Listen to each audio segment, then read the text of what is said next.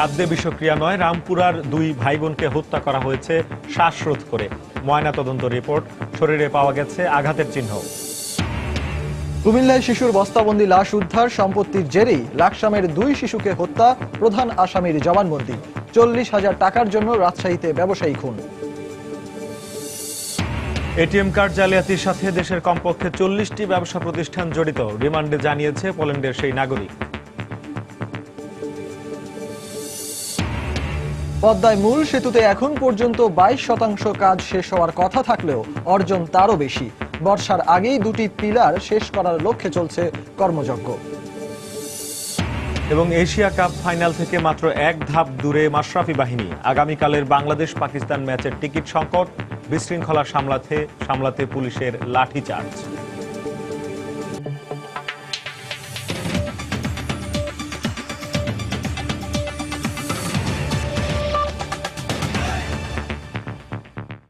বাংলা সময়ে সঙ্গে আছি আমি সজল মিত্র রিচার্ড এবং আমি শেখ জায়েদ।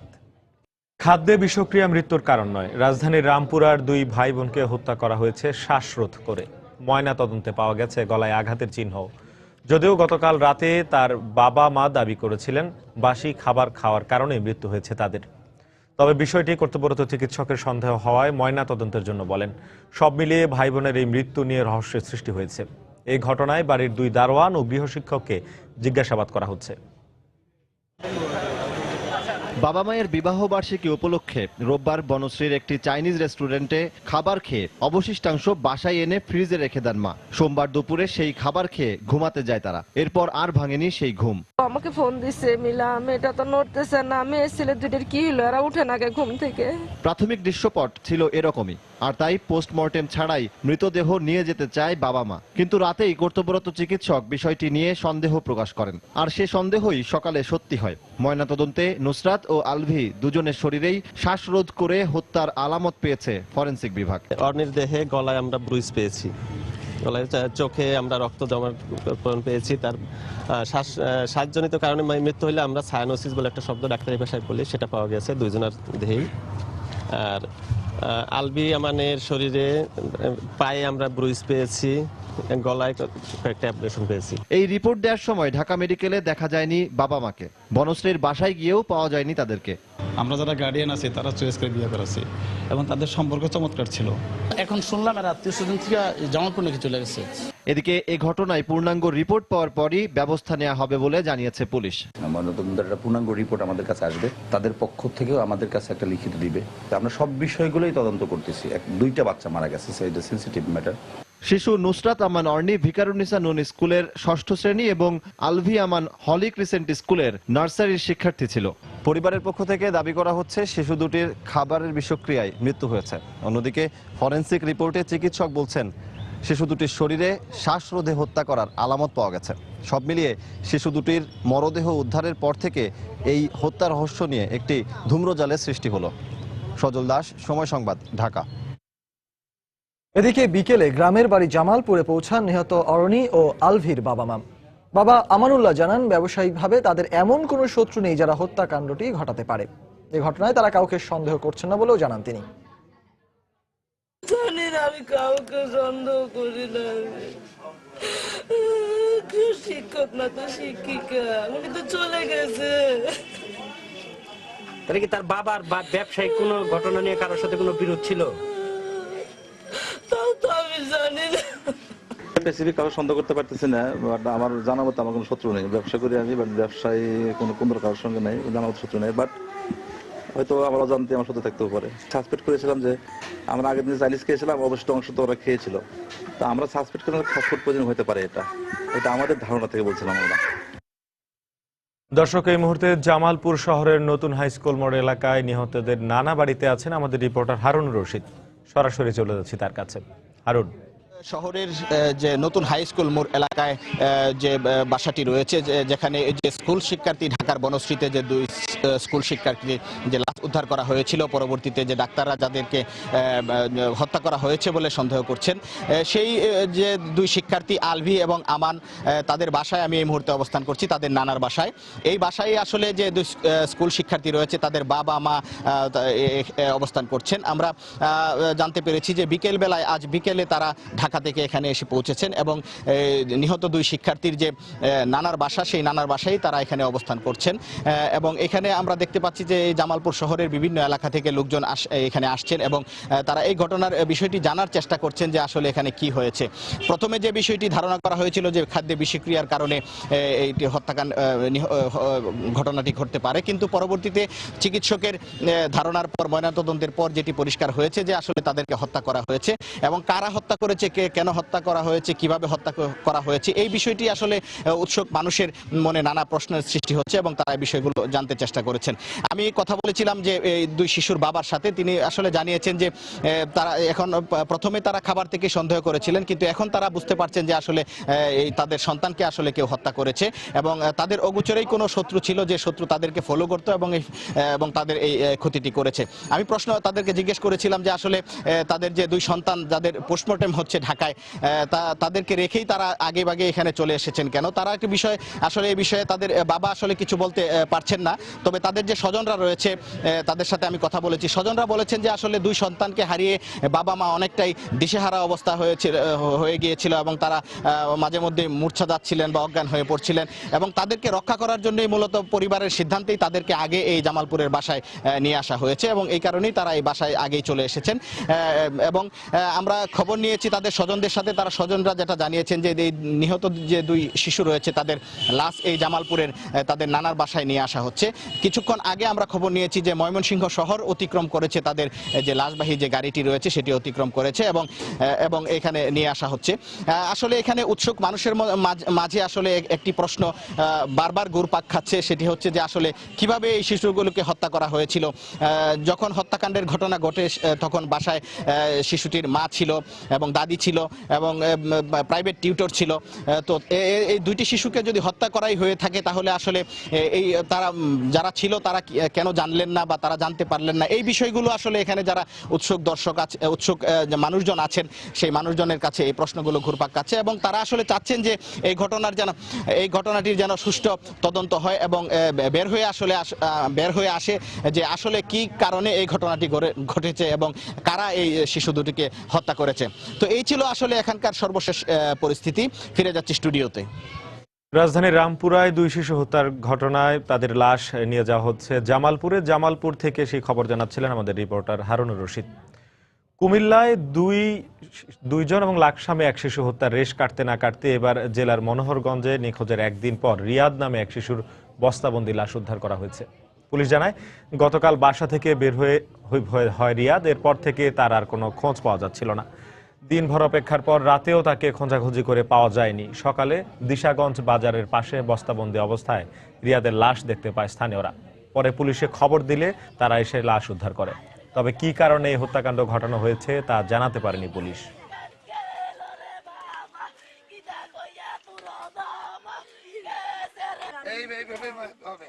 সরকার খুব সিরিয়াস।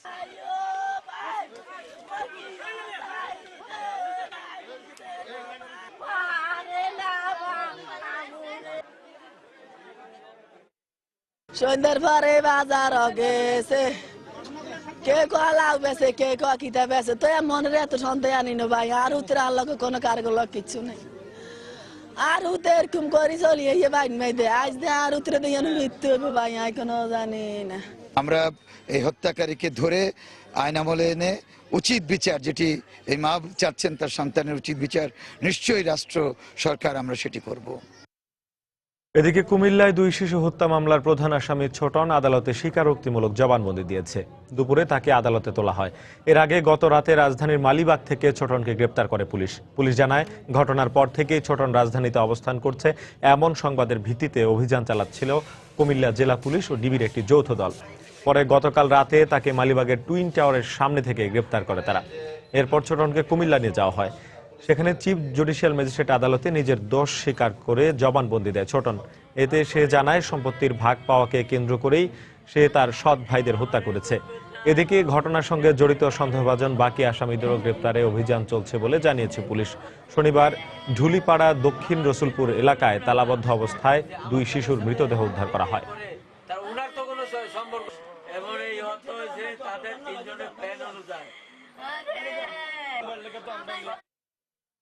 রাজশাহীর বাগমারায় নিখোঁজের 4 দিন পর আনোয়ার ইসলাম নামে এক ব্যবসায়ীর লাশ উদ্ধার করেছে পুলিশ।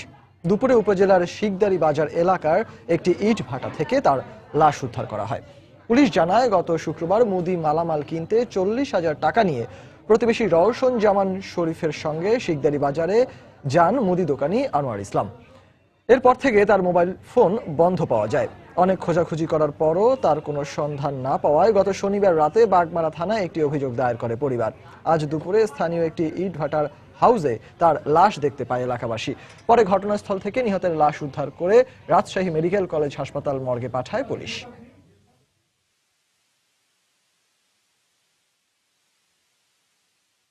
$60,000 টাকা বাড়ি থেকে নিয়ে আলছে মাল নিতে, তারপর থেকে নিখোঁজ।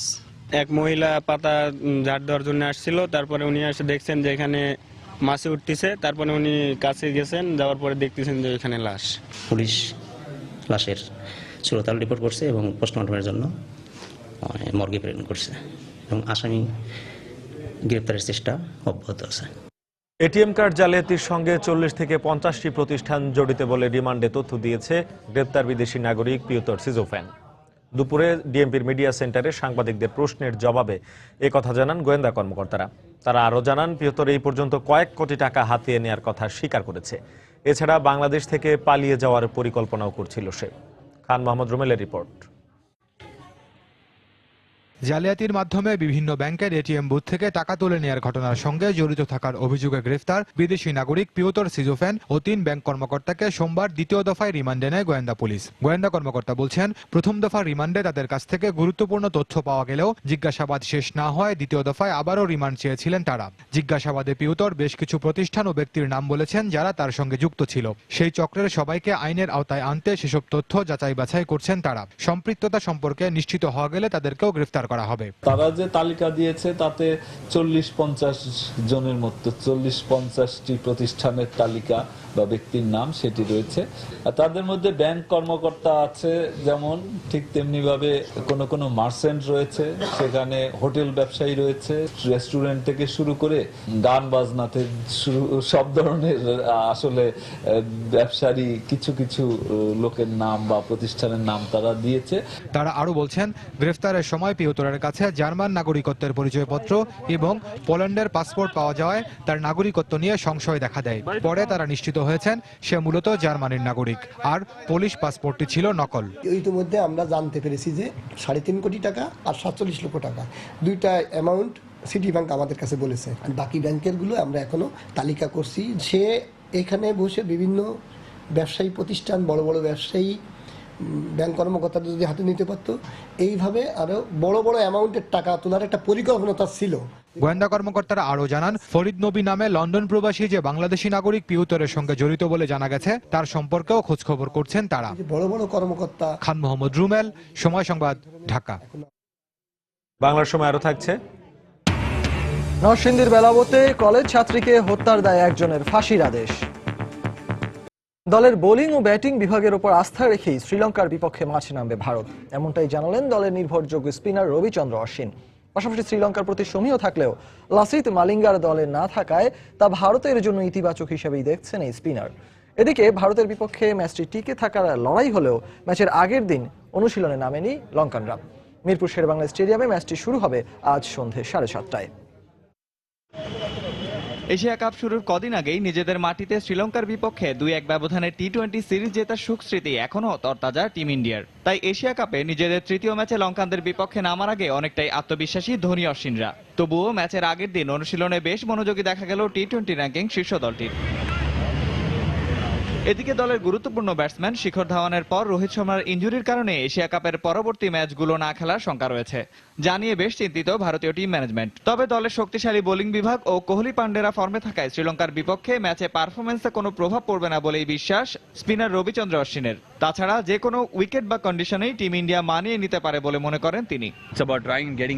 আমাদের বোলাররা দারুণ ছন্দে আছে। নেহরা, জাসপ্রীত প্রতি ম্যাচে আস্থার প্রতিদান দিচ্ছেন। পাশাপাশি কোহলি সহ অন্যান্য ব্যাটসম্যানরা তো আছেনই, তাই অন্যান্য ম্যাচের মতো এই ম্যাচেও দলের সবাই নিজেদের সেরাটা দিয়ে খেলবে। এদিকে চোটের কারণে শ্রীলঙ্কা দলের নিয়মিত অধিনায়ক লাসিথ মালিঙ্গা না থাকার সম্ভাবনা আছে, যদিও শুধু একজনকে নিয়ে ভাবতে নারাজ অশ্বিন। বরং টি-20 র্যাঙ্কিংয়ে 5 নম্বরে থাকা শ্রীলঙ্কা দলকে সমীহের চোখে দেখছেন তিনি। মালিঙ্গা থাকা বা না থাকায় কিছু যায় আসে না, তবে তার মতো বিশ্বমানের বোলার মূল একাদশে না থাকাটা প্রতিপক্ষ দলের জন্য ইতিবাচক। তবে এই বিষয়টিকে আমি শ্রীলঙ্কার দুর্বলতা হিসেবে মানতে রাজি নই। নিজেদের দিনে যে কেউ জ্বলে উঠতে পারে, আর বিশ্বের শীর্ষ 10 দলের মতো শ্রীলঙ্কা সম্পর্কে আমাদের স্পষ্ট ধারণা রয়েছে। এদিকে সবশেষ ম্যাচে বাংলার টাইগারদের কাছে হারের কারণে ফাইনালে ওঠার লড়াইয়ে টিকে থাকাটা বেশ কঠিন হয়ে দাঁড়িয়েছে লঙ্কানদের জন্য, কারণ 2 ম্যাচে 1 জয় ও 1 হার ম্যাথিউস পেরেরাদের। তাই ভারতের বিপক্ষে ম্যাচটি এশিয়া কাপের ফাইনালে ওঠার লড়াইয়ে টিকে থাকার ম্যাচ হয়ে দাঁড়িয়েছে বর্তমান চ্যাম্পিয়নদের জন্য। পাশাপাশি এই ম্যাচেও অনিশ্চিত লাসিথ মালিঙ্গার খেলার বিষয়টি। তাই সবকিছু মিলিয়ে বেশ চাপের মুখে থাকলেও ম্যাচের আগের দিন অনুশীলন করেনি লঙ্কানরা। এদিকে মুখোমুখি 6 বারের দেখায় সমান 3টি করে জয় রয়েছে দু দলেরই। নিয়ামতুল্লাহ বাবু, সময় সংবাদ, ঢাকা। নরসিংদীতে কলেজ ছাত্রী দীপা হত্যা মামলায় আল আমিন নামে একজনের ফাঁসির আদেশ দিয়েছেন আদালত। সকালে জেলা ও দায়রা জজ আদালতের বিচারক ফাতেমা নজিব এই আদেশ দেন। মামলার বিবরণে জানা যায়, প্রেমের প্রস্তাবে রাজি না হওয়ায় 2015 সালের 7 মে বেলাব উপজেলার শামসুজ্জামানের মেয়ে ও নরসিংদী সরকারি কলেজের বিবিএ শিক্ষার্থী রিনভি আক্তার দীপাকে কুপিয়ে হত্যা করে স্থানীয় বখাটে আল আমিন। এ সময় তাকে আটক করে থানা পুলিশের সোপর্দ করে এলাকাবাসী। এই ঘটনায় পরদিন আল আমিনকে আসামি করে মামলা করেন নিহতের বাবা। তদন্ত শেষে ওই বছরের 8 সেপ্টেম্বর আদালতে চার্জশিট দেয় পুলিশ। সাক্ষীদের সাক্ষ্য গ্রহণ শেষে আজ রায় ঘোষণা করেন আদালত।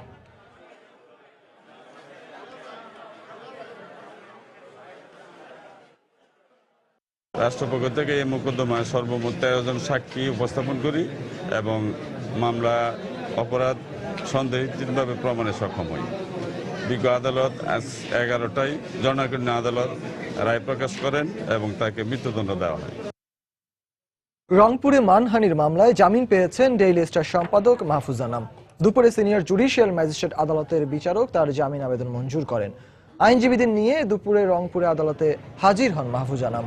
তার জামিন আবেদনের ওপর দুপক্ষের আইনজীবীদের যুক্তিতর্ক শেষে বিচারক শফিউল আলম তা মঞ্জুর করেন। এ সময় 1000 টাকা মুচলেকা দেওয়ার নির্দেশ দেওয়া হয়। এছাড়া মামলাটি আমলি আদালত থেকে বিচারিক আদালতে স্থানান্তর করে 26 মে মামলার পরবর্তী শুনানি তারিখ নির্ধারণ করা হয়।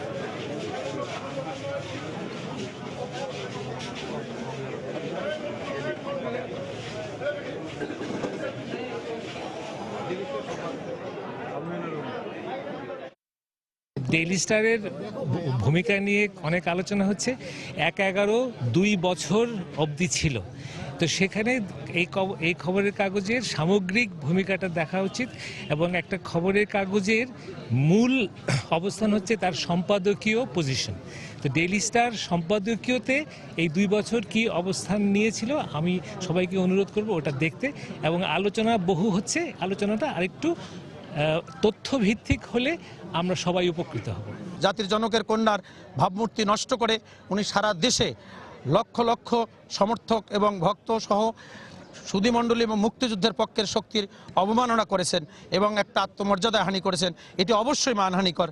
আমি মামলা দায়ের করে সেদিনও বলেছি, আজকেও বলেছি, তার শাস্তি হওয়া দরকার এবং দৃষ্টান্তমূলক শাস্তি আমি দাবি করি। মাননীয় আদালতে ওনারা উপস্থাপন করছেন। মাননীয় আদালত সার্বিক বিবেচনায় আসামিকে জামিন দিয়া বিচারের জন্য পরবর্তী আদালতে বদলি করছেন। আগামী তারিখ থাকলো 26/5। চট্টগ্রামে 205 ভরির স্বর্ণ ছিনতাইয়ের ঘটনায় রেলওয়ে পুলিশের হাবিলদার মেজবাউদ্দিনকে গ্রেফতার করেছে পুলিশ।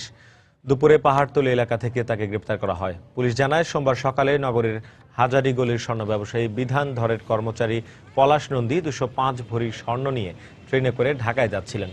এ সময় নিজেদের গোয়েন্দা পুলিশ পরিচয় দিয়ে তাকে ট্রেন থেকে নামিয়ে পাহাড়তলী পুলিশ ফাঁড়িতে নিয়ে স্বর্ণালঙ্কারগুলো কেড়ে নেওয়া হয়। এ ঘটনায় পলাশ নন্দী বাদী হয়ে রেলওয়ে জিআরপি থানায় একটি মামলা দায়ের করেন। পরে দুপুরে হাবিলদার মেজবাউদ্দিনকে গ্রেপ্তার করা হয়।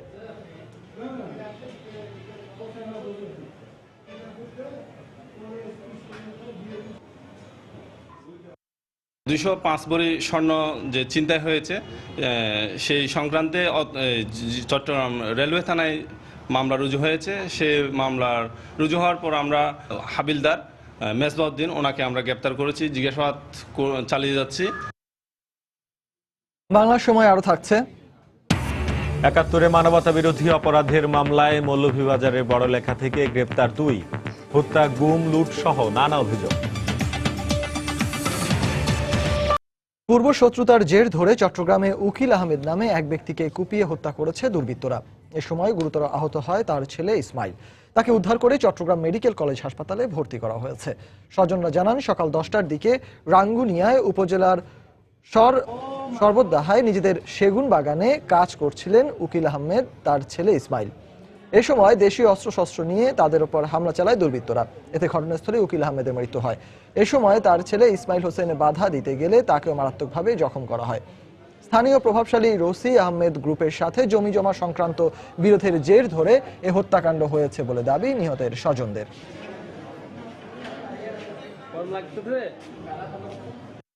চাঁদা চাইছিল আমার ভাইয়ের কাছে 5 লাখ টাকা। রশিদ আহমদে আমাদের ভাইকে ফোন করে বলছে টাকা না দিলে জানা মেরে ফেলবো। আজকে মেরে ফেলছে। আমার অতটুকু সামর্থ্য দিল না আমাদের টাকা দেবার। আজকে টাকা দিতে পারে না বলে আমার ভাইকে কুপিয়ে মারছে। সিরাজগঞ্জে দুর্বৃত্তের হামলায় কোরবান আলী নামে ইউনিয়ন আওয়ামী লীগের এক নেতা নিহত হয়েছেন। গতরাতে শাহজাদপুরে কায়েমপুর ইউনিয়নে এই ঘটনা ঘটে। পুলিশ জানায়, গতরাত 9:30টার দিকে শরাবপুর এলাকায় কায়েমপুর ইউনিয়ন আওয়ামী লীগের সাধারণ সম্পাদক কোরবানকে কয়েকজন দুর্বৃত্ত ধারালো অস্ত্র দিয়ে কোপায়। এতে ঘটনাস্থলেই তার মৃত্যু হয়। খবর পেয়ে নিহতের লাশ উদ্ধার করে সদর হাসপাতাল মর্গে পাঠায় পুলিশ। এদিকে হত্যাকাণ্ডে কারা জড়িত সে ব্যাপারে তাৎক্ষণিকভাবে কিছু জানাতে পারেনি পুলিশ।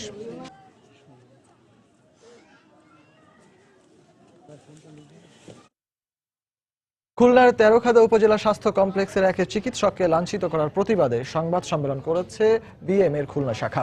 সকালে খুলনা প্রেস ক্লাবে অনুষ্ঠিত সংবাদ সম্মেলনে বিএম এর কেন্দ্রীয় সহ সভাপতি ডাক্তার মাহবুব আলম জানান, কর্তব্যরত অবস্থায় জোরপূর্বক ডাক্তার আব্দুল্লাহ হেল মামুনকে বাড়িতে গিয়ে চিকিৎসার কথা বলেন স্থানীয় ইউনিয়ন পরিষদের চেয়ারম্যান। এ সময় বাড়ি যেতে অস্বীকৃতি জানালে তাকে শারীরিকভাবে লাঞ্ছিত করা হয়। এ ঘটনায় একটি মামলা হলেও আসামিদের গ্রেফতার না করায় ক্ষোভ প্রকাশ করেন তারা। একই সঙ্গে অভিযুক্তদের অবিলম্বে গ্রেফতার করে যথাযথ ব্যবস্থা না নেওয়া হলে আরো কঠোর আন্দোলনের হুঁশিয়ারি দেন তারা।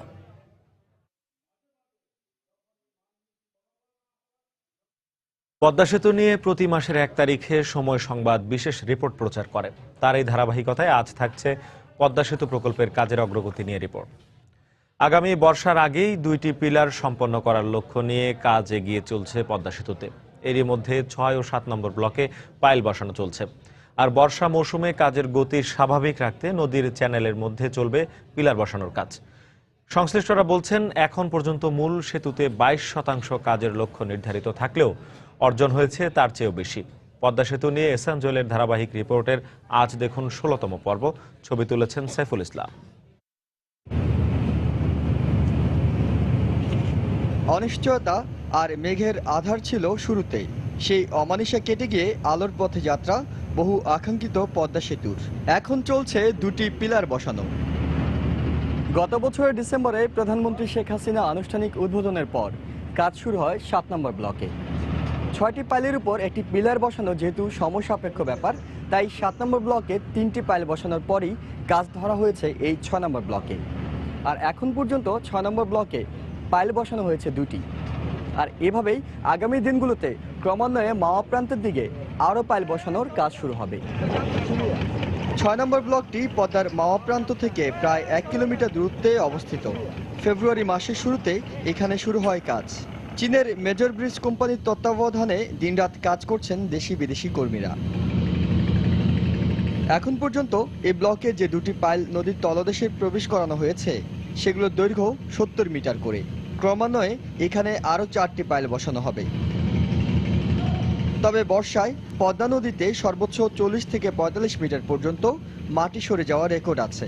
সেক্ষেত্রে পাইলগুলো পড়ে যাওয়ার আশঙ্কাকে বিবেচনায় রেখে সবগুলো পাইলের সঙ্গে জোড়া দেওয়া হবে আরও 50 মিটার করে। এইভাবে 6টি পাইল বসে যাওয়ার পর সেগুলো রড, কনক্রিট ও বালু দিয়ে ভরাট করে ক্যাপ বসিয়ে দেওয়া হবে। আর তার উপর স্ট্রাকচার নির্মাণ করা হলেই পূর্ণতা পাবে এক একটি পিলার। সয়েল ইনভেস্টিগেশন এটা কাজ চলতেছে, এটা প্রায় আমাদের 70% হয়ে গেছে। 20টা টেস্ট পাইল হওয়ার কথা, এর মধ্যে আমাদের 10টার মতো হয়ে গেছে। সার্ভিস পাইলও আমরা 5টা পাইল হয়ে গেছে, 6 নম্বর আমাদের পাইল চলতেছে। চরের মাঝখানে একটা ক্যাম্প করার চিন্তা করছি যাতে লোকজনের যাতায়াত সহজ হয়। বর্ষায় মূল নদীতে তীব্র স্রোতের কারণে কাজ করা কঠিন হবে। বিষয়টিকে আমলে নিয়ে এই সময়টায় কাজের গতি স্বাভাবিক রাখতে এর মধ্যেই নদীর চর কেটে তৈরি করা হয়েছে চ্যানেল।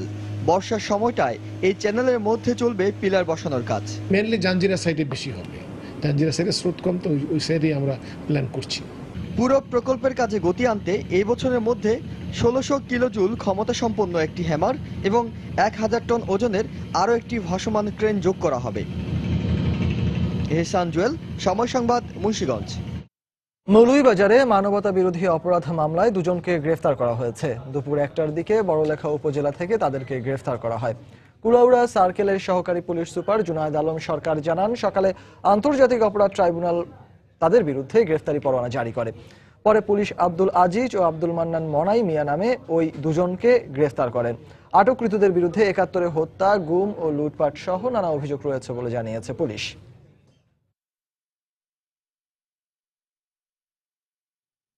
কুড়িগ্রামে বিকাশ এজেন্ট হায়দার আলীর বাড়িতে ডাকাতির ঘটনায় গ্রেপ্তার ইউপি সদস্য সহ 4 জনকে কারাগারে পাঠিয়েছেন আদালত। দুপুরে জেলার সিনিয়র জুডিশিয়াল ম্যাজিস্ট্রেট শাহিন খান কনক এই নির্দেশ দেন। এর আগে গ্রেপ্তারকৃত ইউপি সদস্য আমিনুল ইসলাম ও ডাকাত দলের 3 সদস্যকে আদালতে হাজির করে পুলিশ।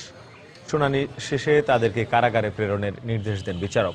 পুলিশ জানায়, গত 12 ফেব্রুয়ারি রাতে চিলমারী উপজেলার রমনা বাজার এলাকায় ব্যবসায়ী হায়দার আলীর বাড়িতে ডাকাতি হয়। এই ঘটনায় বিভিন্ন স্থানে অভিযান চালিয়ে লুণ্ঠিত মালামাল সহ ডাকাত দলের সদস্য সুজন মিয়া, রবিউল ইসলাম ও নূর আলমকে গ্রেপ্তার করে পুলিশ। পরে তাদের দেয়া তথ্য মতে পরিকল্পনাকারী হিসেবে স্থানীয় ইউপি সদস্য আমিনুলকে গ্রেপ্তার করা হয়।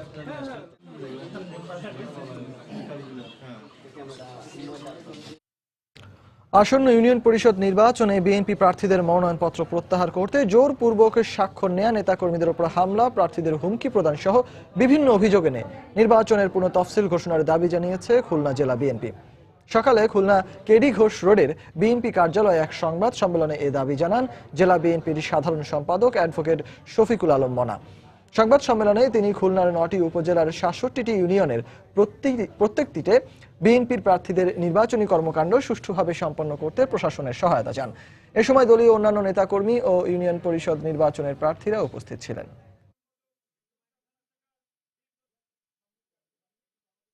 বিএনপি প্রতিকূল পরিবেশ থাকা সত্ত্বেও গণতন্ত্র পুনরুদ্ধার আন্দোলনের অংশ হিসেবে ইউনিয়ন পরিষদ নির্বাচনে অংশগ্রহণ করেছে। ইতিমধ্যে আওয়ামী লীগ জনরায়ের তোয়াক্কা না করে ফলাফল ছিনিয়ে নেওয়ার প্রাক মহড়া শুরু করেছে। বিএনপি মনোনীত চেয়ারম্যান প্রার্থীকে গত 1 সপ্তাহ যাবৎ এলাকায় বিচরণে বিভিন্নভাবে বাধা প্রদান করা হচ্ছে। লোক মারফত মনোনয়নপত্র প্রত্যাহারের জন্য নির্দেশ প্রদান করা হচ্ছে। এলাকায় অবস্থান না করার জন্য হুমকি প্রদান করা হচ্ছে। পুলিশ প্রশাসন নির্বাচন কমিশনকে সক্রিয় ভূমিকা পালনের মাধ্যমে সুষ্ঠু নির্বাচনী পরিবেশ ফিরিয়ে আনার পদক্ষেপ গ্রহণের অনুরোধ জানাচ্ছি। নেত্রকোনায় অপহরণের 2 দিন পর শাহরিয়ার খান সামি নামে এক শিশুকে উদ্ধার করেছে পুলিশ। গতকাল গভীর রাতে গাজীপুর চৌরাস্তা বাসস্ট্যান্ড এলাকা থেকে তাকে উদ্ধার করা হয়। দুপুরে নেত্রকোনা পুলিশ সুপারের কার্যালয়ে সংবাদ সম্মেলন করে গ্রেপ্তারের বিষয়টি জানান police super Joydev Chowdhury. Police জানায়, রোববার সকালে স্কুল থেকে বাড়ি ফেরার পথে অপহরণ করা হয় কলমাকান্দা উপজেলার বড়তলা গ্রামের স্কুল ছাত্র শাহরিয়ার খান সামিকে। পরে তার বাবা সাইদ খান কলমাকান্দা থানায় লিখিত অভিযোগ করলে মোবাইল ফোনের সূত্র ধরে তাকে উদ্ধার করা হয়। এ সময় ঘটনার সাথে জড়িত থাকার অভিযোগে আব্দুল করিম নামে এক যুবককে আটক করে পুলিশ।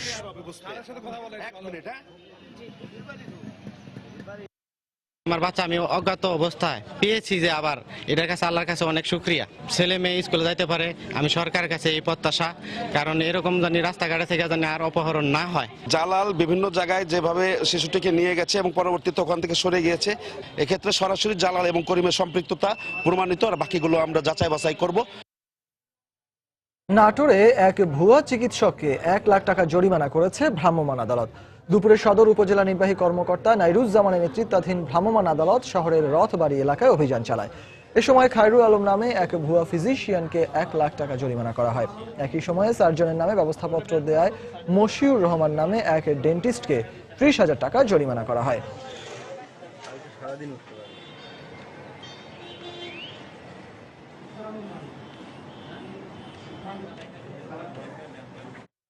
হিলি সীমান্ত থেকে 10 কোটি টাকা মূল্যের একটি কষ্টি পাথরের মূর্তি সহ এক নারীকে আটক করা হয়েছে।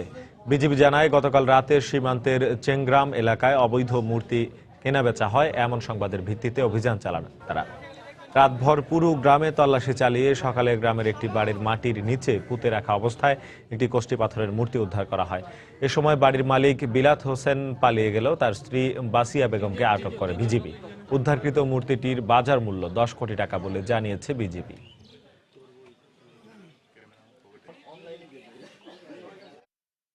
সংবাদের ভিত্তিতে আমরা এখানে গ্রামের একটি বাড়িতে অভিযান চালাই। অভিযান চালানোর পর প্রথমে তারা স্বীকার করেনি, পরবর্তী তাদের স্বীকারোক্তি অনুযায়ী বাড়ির নিচ থেকে একটি কক্ষের নিচ থেকে মাটি খুঁড়ে আমরা সেই মূর্তি উদ্ধার করি। আসন্ন ইউনিয়ন পরিষদ নির্বাচন উপলক্ষে যশোর সদর উপজেলার বিভিন্ন ইউনিয়নের চেয়ারম্যান ও সদস্য পদের প্রার্থীরা মনোনয়নপত্র জমা দিয়েছেন। দুপুর থেকে প্রার্থী ও তাদের সমর্থকরা উৎসব মুখর পরিবেশে উপজেলার রিটার্নিং অফিসারের কার্যালয়ে মনোনয়নপত্র জমা দেন। এদিকে ক্ষমতাসীন দলের লোকজন মনোনয়নপত্র জমা দিতে বাধা দিয়েছেন বলে অভিযোগ করেছেন বিএনপির প্রার্থীরা।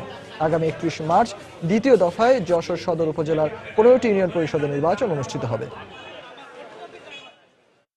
নিরপেক্ষভাবে নির্বাচন হয়।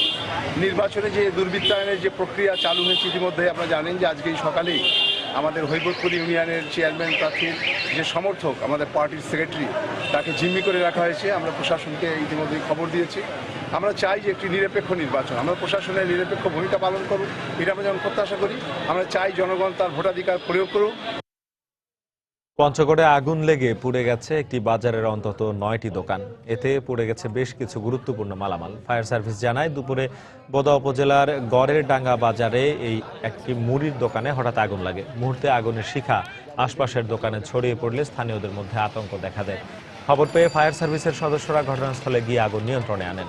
ততক্ষণে পুড়ে যায় বাজারের অন্তত 9টি দোকানের গুরুত্বপূর্ণ মালামাল। বৈদ্যুতিক শর্ট সার্কিট থেকে আগুনের সূত্রপাত বলে জানিয়েছে ফায়ার সার্ভিস। ধামরাইয়ে বিরল প্রজাতির তক্ষক পাচারের অভিযোগে 5 জনকে আটক করেছে পুলিশ। সকালে সানোরা এলাকা থেকে তাদেরকে আটক করা হয়। পুলিশ জানায়, একটি চক্র বিরল প্রজাতির বন্যপ্রাণী পাচারের চেষ্টা করছে এমন খবরের ভিত্তিতে অভিযান চালানো হয়। এ সময় পাচার চক্রের 5 সদস্যকে আটক করা হয়। পরে তল্লাশি চালিয়ে একটি বিরল প্রজাতির তক্ষক উদ্ধার করা হয়। আটককৃতদের বিরুদ্ধে মামলা দায়েরের পর উদ্ধার হওয়া তক্ষকটিকে বন্যপ্রাণী অধিদপ্তরের কাছে হস্তান্তর করেছে পুলিশ।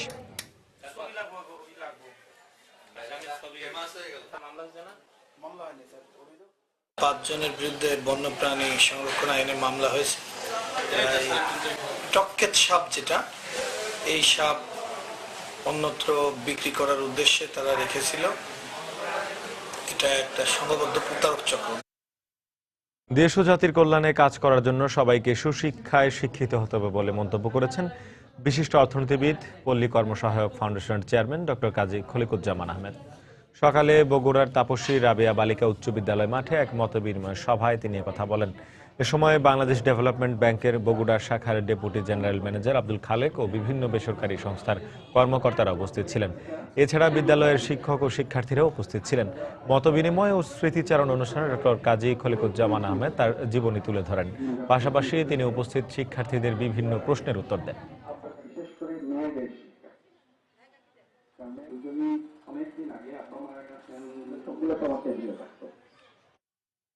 নির্যাতিত নারীদের আইনি সহায়তা দেওয়ার জন্য নাটোরে প্রথমবারের মতো চালু করা হয়েছে বিশেষ সহায়তা কেন্দ্র। দুপুরে পুলিশ সুপারের কার্যালয়ে এই কেন্দ্রের আনুষ্ঠানিক উদ্বোধন করেন পুলিশ সুপার শ্যামল কুমার মুখার্জি। এ সময় নাটোর পৌরসভার মেয়র উমা চৌধুরী জলি সহ বিভিন্ন সংগঠনের নেতাকর্মীরা উপস্থিত ছিলেন। একজন নারী উপপরিদর্শক ও 4 জন নারী পুলিশ সদস্যের সমন্বয়ে বিশেষ এ সহায়তা কেন্দ্র গঠন করা হয়েছে।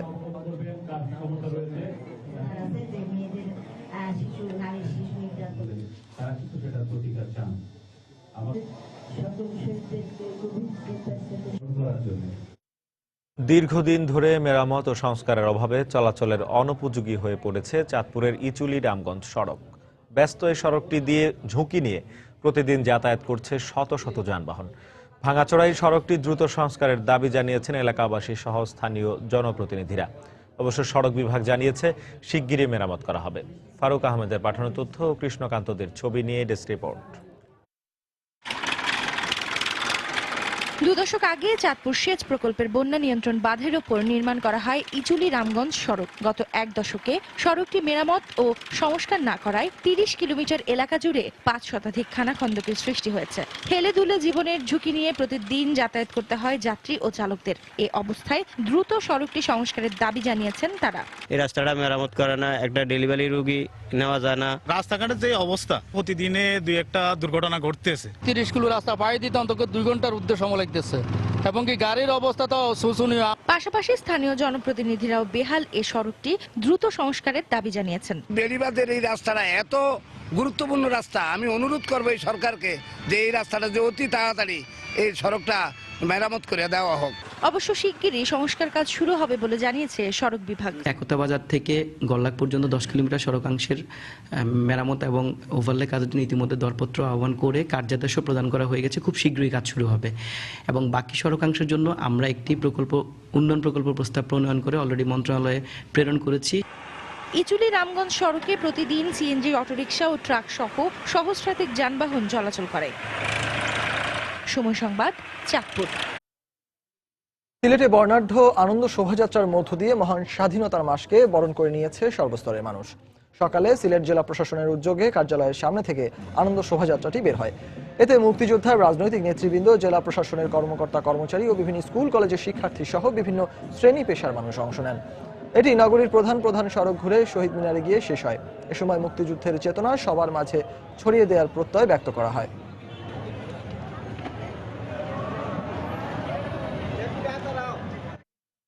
বাংলা সময়ের শীর্ষ সংবাদগুলো জানিয়ে দিচ্ছে আরেকবার। খাদ্যে বিষক্রিয়া নয়, রামপুরার 2 ভাই বোনকে হত্যা করা হয় শ্বাসরোধ করে। ময়নাতদন্ত রিপোর্ট, মর্গে সন্তানদের লাশ রেখে দাফনের জন্য বাবা মা জামালপুরে। কুমিল্লায় শিশুর বস্তাবন্দি লাশ উদ্ধার। সম্পত্তির জেরে লাকসামের 2 শিশুকে হত্যা। প্রধান আসামির জবানবন্দি। 40,000 টাকার জন্য রাজশাহীতে ব্যবসায়ী খুন। এটিএম কার্ড জালিয়াতির সাথে দেশের কমপক্ষে 40টি ব্যবসা প্রতিষ্ঠান জড়িত, রিমান্ডে জানিয়েছে পোল্যান্ডের সেই নাগরিক। পদ্মায় মূল সেতুতে এখন পর্যন্ত 22% কাজ শেষ হওয়ার কথা থাকলেও অর্জন তারও থেকে বেশি। বর্ষার আগেই 2টি পিলার শেষ করার লক্ষ্যে চলছে কর্মযজ্ঞ। এবং এশিয়া কাপ ফাইনাল থেকে মাত্র 1 ধাপ দূরে মাশরাফি বাহিনী। আগামীকালের বাংলাদেশ পাকিস্তান ম্যাচের টিকিট সংকট, বিশৃঙ্খলা সামলাতে পুলিশের লাঠিচার্জ। এই ছিল বাংলা সময়।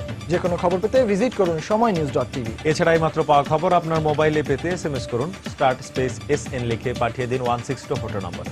সঙ্গে থাকুন সময়ের।